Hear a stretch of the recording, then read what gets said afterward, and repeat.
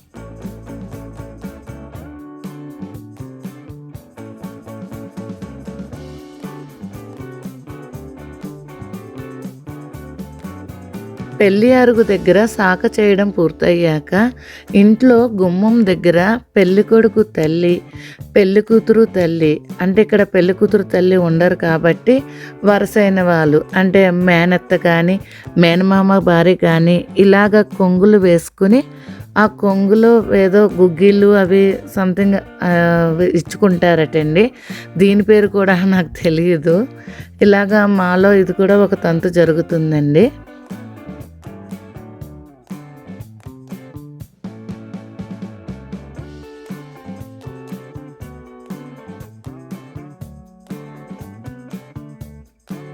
Okay friends, ఈ video కనుక మీకు నచ్చినట్టయితే లైక్ చేయండి, షేర్ చేయండి, మన ఛానల్ని సబ్స్క్రైబ్ చేసుకోండి. Thank you friends.